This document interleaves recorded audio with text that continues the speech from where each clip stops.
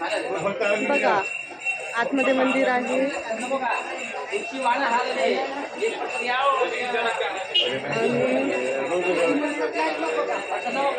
पुणे आळंदी इथे आज आलेली आहे मी।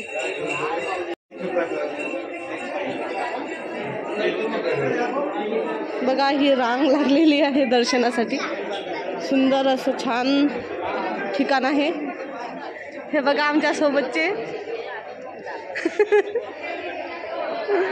आहे हो ना आपला नंबर आहेच म्हणा। आज पहिल्यांदा आम्ही दोघं जण आलेलो आहोत दर्शनाला कुठेतरी। हे बघा हे ताई भाऊ आणि हे आत्या आत्याबाई पा आळंदी इथे आलेलो आम्ही पुण्याला दर्शनाला आणि हे फुपाजी मांग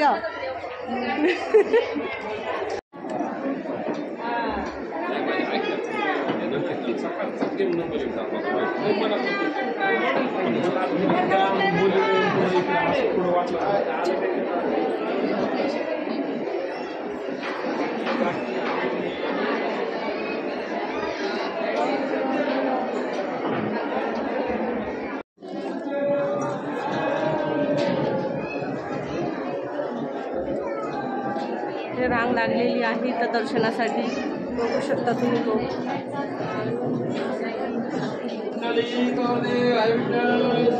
ज्ञानदेव तुकाराम पंढरनाथ महाराज की जय महाराज की जय महाराज की जय।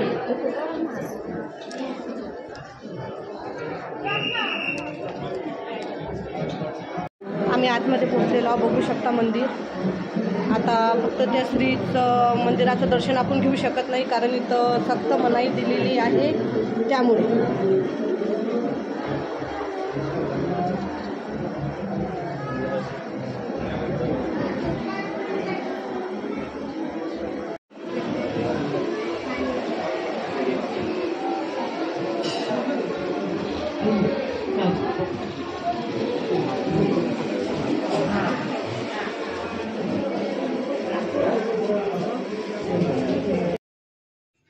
माझं मंदिरातलं दर्शन खूप चांगल्या रीतीने झालं आणि पूजा करून मी बाहेर आली। बाहेरचा परिसर बघितला आणि बाहेर पण छान आहे दर्शनासाठी। बघू शकता तुम्ही खूप गर्दी झालेली आहे आणि इथे लोक पण खूप आहेत। हे बघा दर्शन झालेलं आहे आणि दाखवते तुम्हाला ताई आहेत शेजारी आणि आता आम्ही मंदिराच्या बाहेर उभे राहून सेल्फी घेतो होतो तर एक दादा म्हणाला की थांबा मी तुमचा फोटो काढून देतो म्हणून मग ते आमचा फोटो काढत होते मंदिराच्या बाहेर। आणि ती बघा मूर्ती पण आहे ज्ञानदेवाची तिथे आणि आम्ही तिथे सेल्फी काढली फोटो काढले आणि चांगलं एन्जॉय केलं। तुम्ही पण या कधीतरी आळंदीला। हे बघा तिघं बहीण भाऊ किती छान असं दृश्य आहे तिथलं खूप छान आणि मूर्त्या मंदिर एकदम सुंदर सुंदर असं मंदिर आहे ते आळंदीचं। तर तुम्ही नक्की इथे भेट द्या। खूप छान छान मूर्त्या आहेत आणि दगडात कोरलेलं असं मंदिर आहे आणि म्हणजे तुम्ही पाहिलं ना दृश्य ते तर तुम्ही तिथून जासालच नाही। एवढं सुंदर आणि एवढं छान वाटते ना तिथे। पूर्ण दगडातलं बांधकाम आहे। इथे बघा खूप सारे भाविक असे आहेत की ते फोटो घेत होते सेल्फी काढत होते आणि हे बघा हे चांदीचं असं लावलेलं आहे तिथे चांदीची परत मंदिराला। हे मंदिर एक खूप प्राचीन असं मंदिर आहे महाराजांचं। बघू शकता दर्शन झालेलं आहे।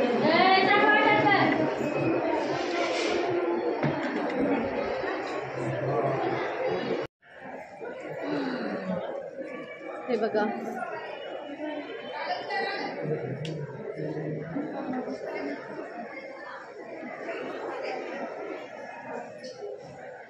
तिथे विठ्ठल माईचं मंदिर आणि इथे सगळेजण पारायण वाचत आहेत। ती पालखी ती श्रींची पालखी.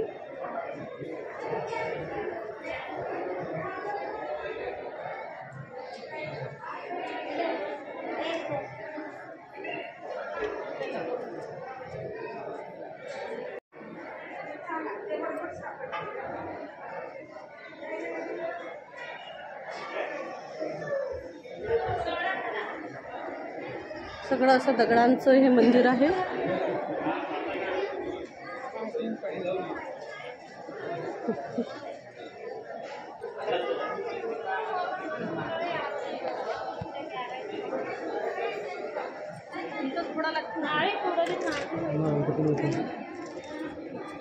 तिकीट काढ म्हणा.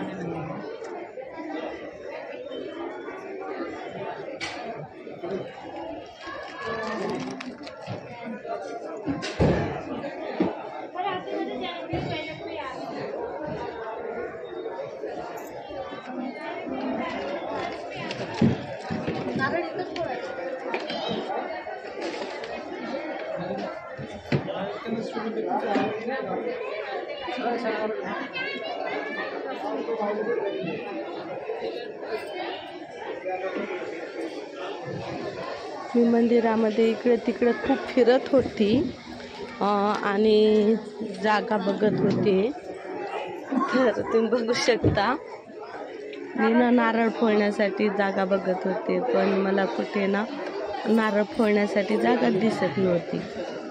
तर इकडे तिकडं असं बघितलं. मला कोणीतरी सांगितलं की तिकडे जा बाबा, तिकडे नारळ फोडतात म्हणून.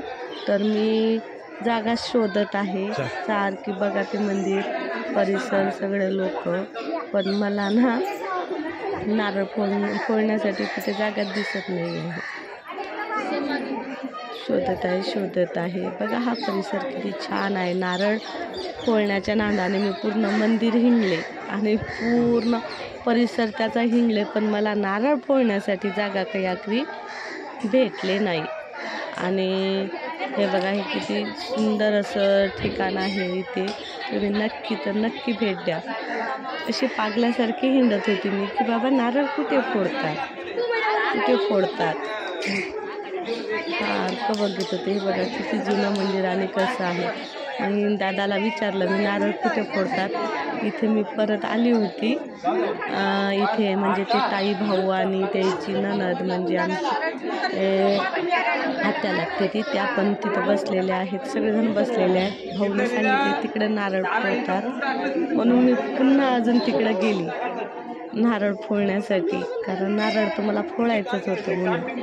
तर मग भाऊ म्हणत होते चला या म्हणे, इथेच मी फोडून देतो नारळ तुम्हाला. तर तिथे काही जमत नव्हतं नारळ फोडायला. आम्ही तिकडे गेलो आणि तरीसुद्धा मी शोधतच होते जागा. तिकडे गेले मी मागे, पण काही मला नारळ फोडण्याची जागा काही मला मिळाली नाही. तर हे बघा माझे अहो व्हिडिओ काढत आहेत आणि दाखवत आहेत. आम्ही असे बसलेलो शोधत आहोत. नारळ आखरी हातातच आहे. भाऊच्या हातामध्ये नारळ तसंच आहे. बघू आता नारळ फोडण्याची जागा आम्हाला मिळते का नाही मिळत. मी नारळ फोडते की नाही फोडत हे काही नक्की माहिती नाही. त्याच्यासाठी तुम्ही पूर्ण व्हिडिओ बघा. नारळ आमच्या ताटामध्ये तसंच आहे. आणि आम्ही ना सगळे ग्रुप बसलेलो होतो. तर एक दादा आला, त्याला म्हटलं आम्ही आमचा फोटो घे बाबा, सगळ्यांचा एक फोटो तरी हवा. पण फोटो काढताना मध्ये लोकच येत होते, तर एक फोटोसुद्धा आम्हाला काढता आला नाही बरोबर. पण आखरी फायनली 1-2 फोटो त्यांनी काढले, पण तरीसुद्धा मंदोमंद लोक यायचेच. पण कसा तरी एक फोटो काढला आणि सर्वजण हसायला लागलो. आणि इथे झाडाखाली गेलो आम्ही आणि बघितलं तर बघा मित्रांनो, आता आलेली आहे मी नदीच्या घाटावरती. तर हे बघा आळंदीचंच आहे हे.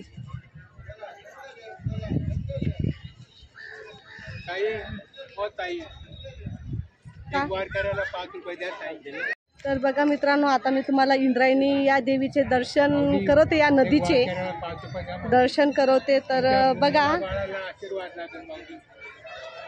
ही आहे इंद्रायणी नदी.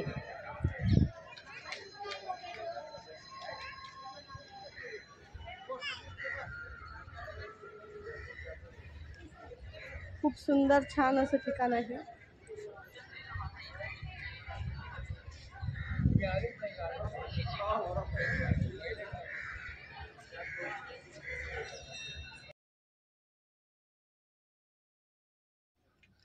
आणि बघा, मी इंद्रायणी नदीचं दर्शन करण्यासाठी जात आहे.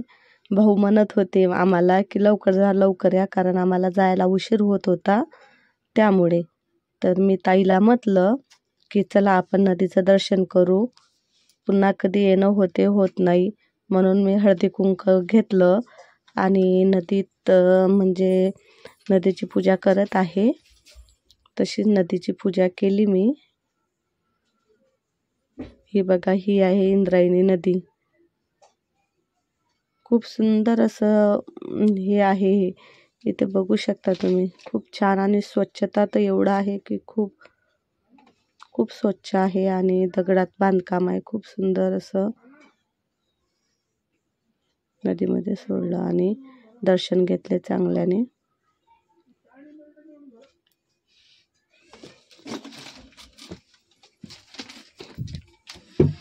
चांगल्या रीतीने दर्शन झाले. तर तिथून कल्ला करत होते, अरे बापा चला लवकर म्हणून. ताईने पण दर्शन केले.